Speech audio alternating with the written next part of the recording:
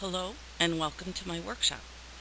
I'm going to be discussing today topics related to multimedia technology and ways to use it in your classroom. I want to thank you all again for taking part in this project with me, and I hope you will enjoy it and learn something that you can start using right away. So, first let's look at what are our reasons for using or not using multimedia. The first column gives us support for why we would want to use it. There's abundant research out there giving the positive reasons why we should, and every reason that we have is multiplied when we apply it to our special ed students. When the instruction includes multimedia, this increases the students' engagement and their interest level. Their motivation improves, the students are more independent, and along with that, their self-esteem begins to skyrocket. They start to see ways that they can put their own creativity into the product. And the self-esteem piece seems to really improve when the students realize that their work might be viewed by their peers. They start to take pride in what they've done, and they feel their work is equal or even a higher level than their peers, and then they're proud to take part in the regular curriculum. And the next thing is that multimedia is multimodal. That's the new big buzzword, multimodal. Modal meaning related to our modalities, such as sight, sound, kinesthetic. We all know that the more modalities that can be activated while students are learning, the deeper the learning and the higher the retention. And I think that's particularly significant. And then lastly, we have accessibility. Computers and their software are considered universal design, and even those components of the computer, such as the keyboard, can be adapted or modified to provide that access even to the most severely disabled. So, when we consider all of these reasons why, then you have to say, well, why not? Well, there's actually a lot of good considerations on the other side. First and foremost, I believe, is time. Now, we proved that with just trying to schedule this workshop. Time is scarce, and especially in the field of education. And another reason beside time is with some of our highly attention deficit students, it can actually be distracting to add multimedia. And then lastly, there are those individuals that consider themselves technology challenged, and that's legitimate. So what I'm hoping to do today is provide you with a little bit of information that will allow you to see ways that you can include multimedia technology without radically changing things from the way you do them now. One of the ways I suggest that we can add things easily is by using PowerPoint. We've all heard of it, we're very familiar with it, but it's a much more powerful tool than the average person is aware of, especially now with the newer additions and the changes that have been made. The other point to consider why I like it is the support that's provided from Microsoft. And they have websites that provide free tutorials and free downloadable formatting and templates. They've got lots of stuff that you can purchase, but they have lots and lots of stuff that's free. And downloading the templates, I think, is the way to go. It's already made for you. You just decide which one works for you, for what you're trying to do, then download to your computer and input the material into the appropriate places, and it's already ready to go. And there are so many different formats that work very smoothly with education and specifically special education. So just to name a few, there's the multiple choice. It can be used for a test or a quiz or just a study. You could even use it as a pre-assessment. And you could use a simple true or false format. And then I also found flashcard formats, ones that can be used in the PowerPoint format, just like pull up the PowerPoint and they flip through the pages, and ones that can be printed out and, taken with them. And the other big area for using PowerPoints is games. We all love the games, kids love the games, and there are so many websites that have pre-made PowerPoint games. You'll find ones with the content already prepared, or ones that just have the formatting ready and you put in your own content. Then there's ones you play from the website and ones that you download and keep on your computer. Um, there's the ever popular Jeopardy! This is one that all the kids love to use. They get excited. You can do it as a whole classroom or just one person. But to make this for yourself is massively time consuming. And to make them, there's so many pre-made that it would be a waste to try and make it yourself. There's another game that generates a lot of interest and motivation is race games. And with this, the students have questions to answer. And if they get the question correct, the car moves closer to the checkered flag, or the rocket ship gets closer to the moon, or the horse jumps over another gate and gets closer to the finish. So there's a ton to choose from. And again, you can find ones that match the content you're currently using, or you can download a template and input your own content. So now what? I know there'll be one or two that will say, I don't know how to download. So this is essential to know.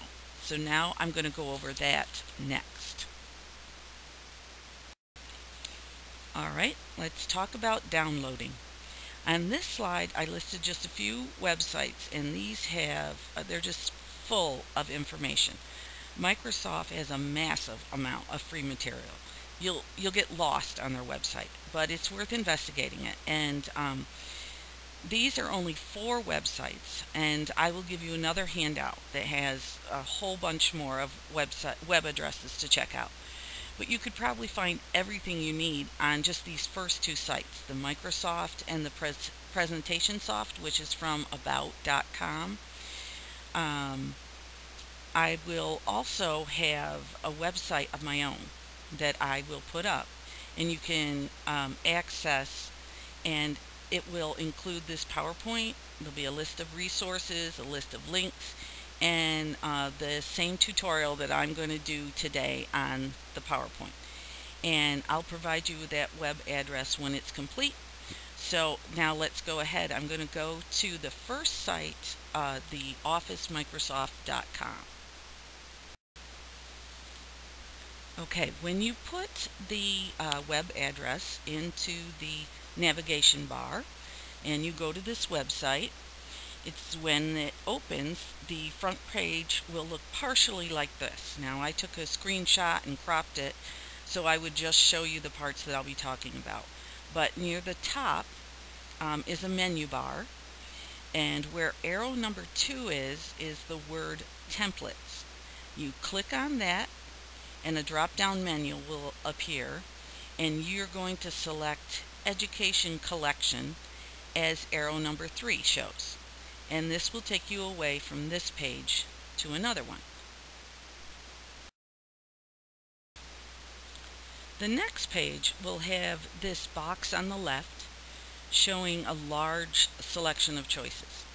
Where arrow number 4 is, you could click on Presentations, and this will take you to the next page with another list to choose from, and that's the crop box that's on the right hand side. At the top of that list it says Academic Presentations, and that's shown by the arrow number 5. You can click on that and it will take you to the destination.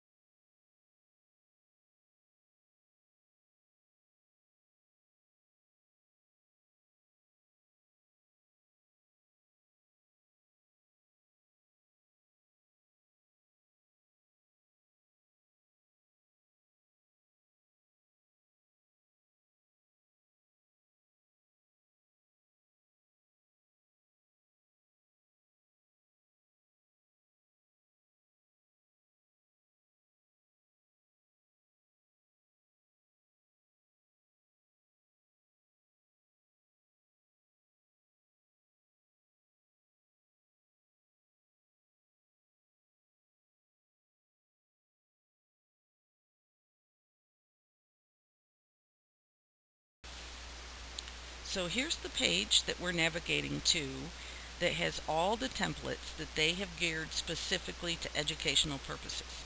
Now, some of these are made by Microsoft, some of these are made by other individuals and have been uploaded onto there. So this screenshot shows just a very small amount. There are hundreds of templates. So in the example that I'm using to show you for downloading, I'm choosing Jeopardy, the arrows pointing to it, so you would just click on the picture and this will take you to the page where you can download the template.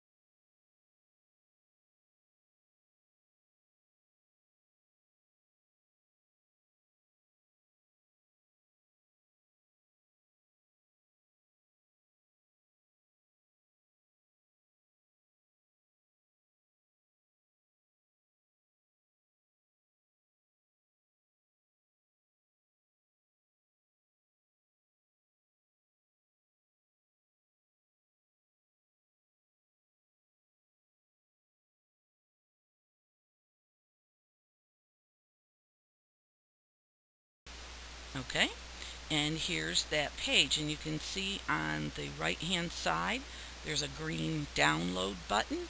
You're going to click on that and it will bring up a couple of pop-up screens, and that's what you actually need to know to successfully download the template or download anything to your files. Okay, it will bring up this Save As window. The first thing you need to do is to decide where you want to save it.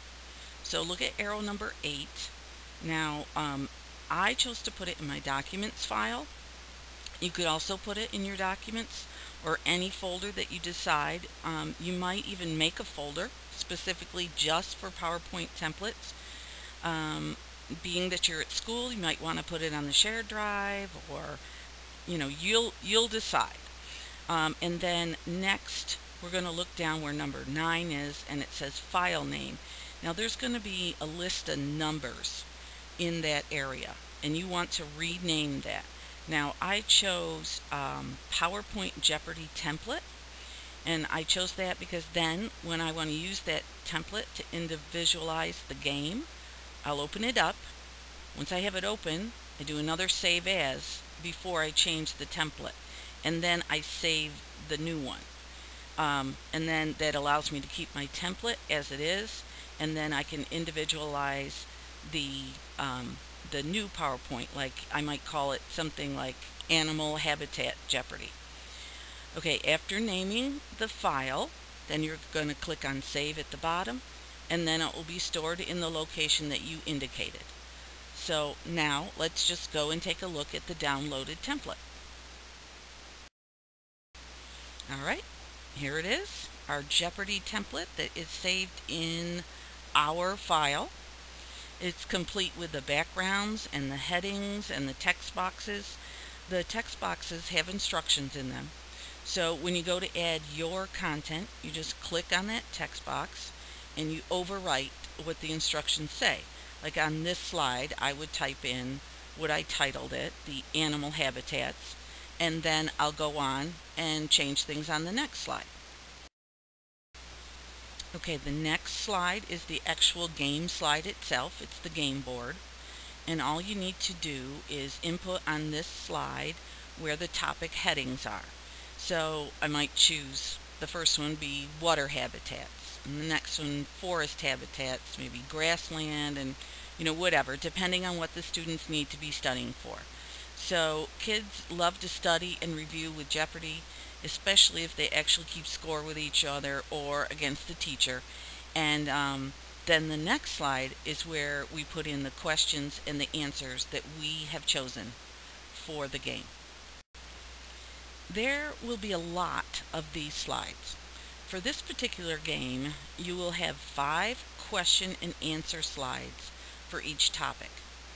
And there are 5 topics, so that's 25 slides. Now, some templates have the question on one slide with it linked to the separate answer slide. So with that format, you'd have 50 slides. But either way, it's the great part with downloading a template is you don't have to format the slide. You just have to type in your own content and the slideshow is ready to work. So, like in this one, right where the arrow shows, you're going to type your question in there. Lower down, you're going to type the answer in there. And then they are using a process called linking to have you click from the question to the answer when you're ready. And that's what the tutorial part of my workshop is today. If you know how to link in PowerPoint, you can make some really amazing activities of your own. So I'm going to show you how to link. I'm going to tell you right up front, it will seem confusing. But first, I'm going to provide you with a paper copy of this PowerPoint, and so you can follow those steps on your own at your own pace. And then also a separate handout with just the linking steps written down. And when it's over, I know that you're all just going to run to your office and you're going to try to do it. You'll be so excited about it. Probably not. Okay. I'm going to do this with a multiple choice format. It's a great one to use for a quiz or a test. And I'm also going to use a 4 answer choice format. But if you do want to do this on your own, you might want to start with a 2 choice or a true-false answer choice. It just makes a little less work if you have less choices. I'll be making a template which we would then save and use multiple times. Whenever I want to give a test or provide a way to study, with the multiple choice format, you will need 3 main slides. One with the questions and answer choices on them, one with feedback for an incorrect choice, and one with feedback for a correct choice. And each slide will be linked in a specific way to make this all work smoothly. Alright, so the first thing you do for this project is you go to PowerPoint and you open it up and you click on the spot where it says New to start a new project. And when you do that, 2 slides will come up. The first one will be your topic slide. That's all that's on it. So you can name it and then just move on to the next slide. That will be where you start making the test. So this first slide will have your first question and the answer choices you want to go with that question. So the first thing you do is you click in the top text box and you type in your question. My question was, who was the first president of the United States? So then I go to the lower text box, I click on that, and I type in my 4 answer choices. After I've done that, my slide should look like this. I'll have my question at the top, and then my answer choices are basically in the middle. You can have the bullets, you don't have to have those. Either way, you just need a list of your answer choices. Next, you need to add a new slide. This will become your slide number 2 in the series of 3 slides. On the toolbar at the top, click Home and click New Slide. This will give you a blank slide to work with. On this slide, click in the text box and type in something like try again or sorry. Then click and drag that text box down to the middle of the slide.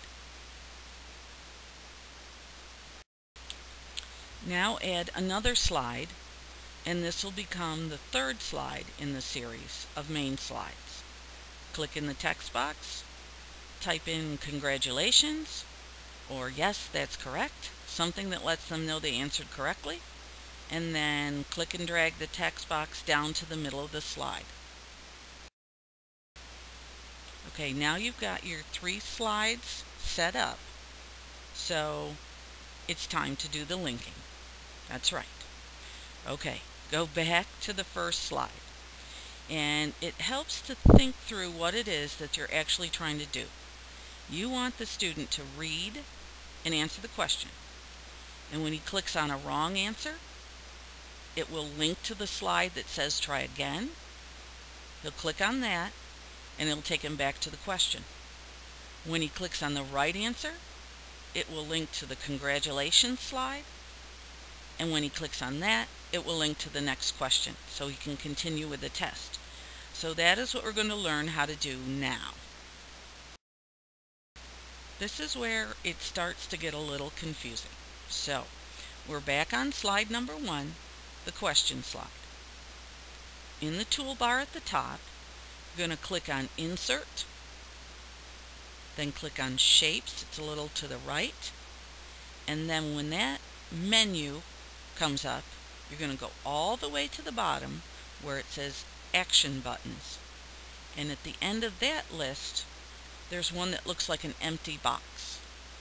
You click on that. When you click on it, that menu is going to go away, and the arrow is now going to look like a plus sign. The plus sign means you can resize the action button that you just selected. So put the plus sign at the top left of the first answer choice and click and drag across the answer. Now that action button is going to become a solid color, and you're not even going to be able to see the answer underneath it. Don't worry about that. We're going to take care of it later. So when you let go of that drag, then a box will pop up that says Action Setting. This is where we're going to tell the button what we want to happen when someone clicks on it. Here's the Action Settings box. Click in the circle where it says Hyperlink to, where you see an arrow there. It's on the left-hand side of the box. Now when you click on that, then you're going to see a drop-down menu right below that. And when you click on the little arrow that's on the left side of that drop-down, the choices are going to show up. Now you're going to select Next Slide, then click OK at the bottom. Now that box will close, and you will now see the completely colored in action button, and now we're going to take care of that color in the box. Take your arrow and put it on top of the action button and right click. That's on the mouse, the right hand side of the mouse in the front, you click on that. And now a menu will show up. You're going to go to the very last option, which says Format Shape. Click on that, and then another menu box will pop up. Have you had enough of menu boxes yet? I hope not. So, in the top left, you're going to click on Fill, and then move over to the right side, and you've got some actions to choose from, and you're going to click No Fill, and then close at the bottom. And this will eliminate the color fill in the action box that you just put on the page. So if we go back and look at our slide now, well, first I want you to repeat the steps 1 through 4 that we just went through for all the wrong answer choices. Now if we look at our slide after you've done that, you're going to have these little outline boxes around those choices. You can get rid of those too, but sometimes people like to leave those there because then the kids know exactly where to put the mouse to click on the response they want. So this is what they'll look like. And so now what will happen when they click on them is all of these are linked to go to the Try Again slide. Now we need to go and link the correct answer choice. For our correct answer choice, we're going to start again from step 1. Right from the very beginning, click Home, click Shapes, choose the empty action button.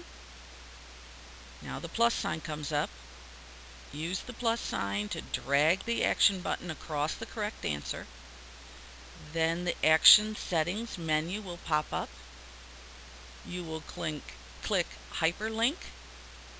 Now you choose a different slide from the drop-down menu. There's a choice there that says Slide.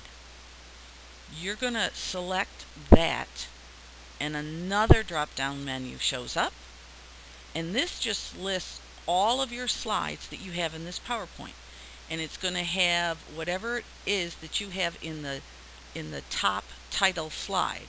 It'll have that in there. So you're going to see the one that says Congratulations. Then you click OK at the bottom and go to the formatting of the action button. We have to get rid of that color again. So position the arrow over the filled in action button and right click. Then from the formatting box, select Fill, then select No Fill and close at the bottom. This is your main slide. This is what it looks like now. This slide has been formatted and it's ready to use. But you still need to link your other 2 slides, the Try Again slide back to the first question and the Congratulations slide forward to the second question. So let's go do that. So go to slide 2, and you're going to repeat steps 1 and 2 to create the action button for the slide. Now, I won't go through it now. It's written on this slide, and you can go back to refer to the steps in the handout. Now, we're going to go on to step 3, to the hyperlink, so that we can hyperlink this slide back to the question slide. Because this is the slide that they will be taken to when they've chosen a wrong answer. So we want it to go back to the original question so they can try again. So you're going to go through the steps of 3, and after clicking Hyperlink 2 in the drop-down menu, choose Previous Slide and click Close. Then repeat step 4 to remove the fill in the action button. Now go on to slide 3, and you're just going to do very much the same thing, but with just one major adjustment. You're going to repeat steps 1 and 2 so that you can create that action button. Then repeat step 3. The action settings box will pop up. Click on hyperlink to. This time you're going to click next slide in the drop down box. And then go on to step 4 to clear the color fill in the action button. Now everything is hyperlinked and you're ready to use your slides. I told you that it would seem really confusing when we walk through it like that tutorial format. But if you actually go through it step by step a couple of times, it will become very smooth once you realize that you're jumping from slide to slide back and forth. And you really generally have one main slide that you're looking at it, and it jumps you to another slide that's generally not seen. It's not like a typical PowerPoint format. So now you've got your main 3 slide series and it's complete and it's ready to go. Now you can even copy and paste these 3 slides into the next 3 new slides, and then you just change the question and answer responses to add more questions and then end up completing your test or your quiz. And I know now that somebody's going to say, well, if I just copy and paste, then the answer will always be in the same position and the kids will just know that and they'll click that. Well, all you have to do is look at it as a typical text box, and you just click and drag those responses into different positions. And the linking format moves with it. So you can go ahead and use this. I'm done with the tutorial for now. I'm sure you're all breathing a sigh of relief. Now, most of the time, you will not take the time to do that formatting. But it is a great trick to know. You might even just have one thing linked to a picture or something like that. There's just hundreds of ways you can individualize a work for a student using PowerPoint and that information, the linking. But there's so much available to download with the formatting already complete. There really would be very little need for you to have to create your own PowerPoint unless you're trying to, unless you're kind of into that and geeky that way like I am. So we're done with that, and now I want to show you a couple of templates that I found at different sites just to give you an idea of all the stuff that's out there to do with PowerPoint that is available for you. Here's a template that can be used with writing, such as daily writing. There are some people who actually do that. It has the look of typical paper, and you could even choose a handwriting font, so one that when they type it in, it comes out looking handwritten. And of course you're going to want to go back and change the presentation title and put in their name. And then you can put the text box right over the lines so that it lines up with it, and then adjust the font to be the right size so that as you get to the end and it returns and writes on the next line, it looks like you're writing right on the lines of the paper. So I really like the slide for that, and I think it looks really interesting and fun for the kids. This is another writing template. One, it's designed for the writing to go on the bottom white part, and the illustrations, clip art, or pictures are placed at the top in the color part. So I do know one of you here that has a habit of a Monday writing assignment using the story starter over the weekend so I use this in my example because I think it's a great way for them to get started for the week and thinking about writing. And also the use of these writing templates relates back to our original goals: to provide multimodal learning, to increase motivation and interest, to increase independence and self-esteem. And just recently, Matt Glover was here and introduced a way of expanding children's writing. In that exercise, they produced books with multiple pages. In this book, they related a story, or as he called it, a one-time event that had significance to them. On each page would be at least a couple of sentences and an illustration about that part of that event. So this template works perfectly for that exercise. It has the same setup with a place for an illustration and a place for the writing, but allows students with writing difficulties to do it on the computer, allows them to be free of those constraints of spelling and mechanics, so they can be more creative and just use their thoughts and get them on paper. Now they can use spell check and hopefully be willing to take more of a risk in using more sophisticated words that they generally have in their verbal vocabulary, but not in their writing vocabulary.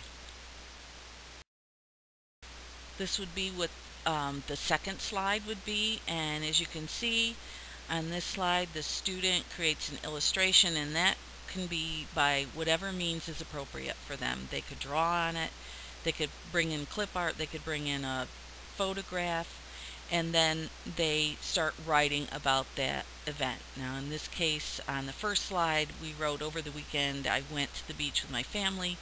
So now he's going to tell something about that specific event, and the best part was fishing with my dad. He might include other details if he wanted to, or he might go to another page and have a picture of a worm in the hook and say how gross it was putting the worm on the hook. Here's a different template for math calculations, and this can be altered for your own content. Now this one is actually showing kind of a higher level algebra, but you could just change that to whatever you wanted. It's the same process as we used with our multiple choice format, in that they're just linking those equations to another slide that has the answer. And you could just very simply have addition, subtraction, multiplication, division, whatever stage they're at. You can have that for either test, quiz, practice, any of those things. And then, like in this particular template, you can even, you could even take their picture and add that into that slide. So when they went to work on it, there they would be as like a model and an icon or an avatar helping them through it. Now here's a template for a report, and this one is specifically an animal report, and that made me think about second grade, which usually does an animal research project. This would be a great one. It would work really good with it. It also includes additional slides that have headings in it already, very similar to what I have seen the questions that students have to answer. Where does my animal live? What do they eat? An interesting fact about them. Just the features. What does my animal look like? So obviously they would fill in the name of their animal, and of course you could change the headings. Anything, you would just click in those text boxes and change it as you needed it, but the template is already there, and it just makes it easy to work that into your curriculum. Here's another project report. This one is a country report, which made me think of third grade, and they usually do this one on a different country. This also has additional slides with headings, and this was just perfect. I remember exactly working on a third grade report, and it has headings that give you things like location, population, climate, capital city, customs, and holidays. It goes on. It really matches almost perfectly, but if you need it, you can change it, but it's right there, and very easy for the kids to just concentrate on more on content than the mechanics of getting the writing done. Here's a Venn diagram template. A little complicated, maybe a little too sophisticated for elementary level, but I'm sure if you looked around you could find a Venn diagram that was a little more elementary, but I've seen this used in multiple subject areas whenever they have comparisons made, compare and contrast, and it would be a good way even for some of our kids to maybe use a Venn diagram as opposed to writing out a compare or contrast paragraph, if that was acceptable. And here is a countdown clock, just like a timer. And one of the things I thought of with this is you could open this up on the days when you know you're going to be doing those time testing. You can keep it minimized on your task bar, and then just pull it up whenever you needed it. You could put it on your own monitor if you just wanted to see it for yourself. You could put it on the inner right board if you wanted the kids to be able to see it. There are templates for every time amount that you could want, and it just is an easy way to add another multimedia component, even just with a simple clock. The last template I wanted to show you was this one. It's this person calls it a pop quiz, and they have 10 questions on it. You could use it for absolutely anything you wanted, but what I found interesting about this template is it's one slide. It doesn't hyperlink to any other slides. It's right on the right hand side there are a row of they look like little post-it notes almost, and when you click on those it gives you the answer to the quiz. So it's actually hyperlinked to a spot on the same slide, and then the answer actually shows up on the blackboard. Now, it's kind of complicated formatting for you, unless you were super into learning all of that, for you to do it yourself. But the template's there, it's already made. All you have to do is input your questions and your answers, and you just start using it. So now I've come to the end of the workshop presentation. Before I conclude, I'd like to sum up why I think using PowerPoint is a low-tech way to start to integrate multimedia into your classroom. First, PowerPoint has become familiar software. Kids know it, teachers know it, and so a lot of that fear people have of navigating around in it has been removed already. So they're kind of ready to start playing around with it. And then the templates and the games make it easy to integrate it into your current content. And there are a lot of pre-formatted templates that just add to that easy to do. And then there are readily available directions and tutorials to help you to figure out if you know what you need to do if you want to go deeper into it to try to start designing things for yourself. And then lastly, it has that accessibility factor, so that's really needed for all of our kids. You know, that they can use the computer, we can adapt the keyboard if we need to, and so it has that accessibility. And now I would just want to thank you again for your attention and your time. I appreciate it so much, and you have been so great to be here. I hope it will be informative and interesting. Thank you.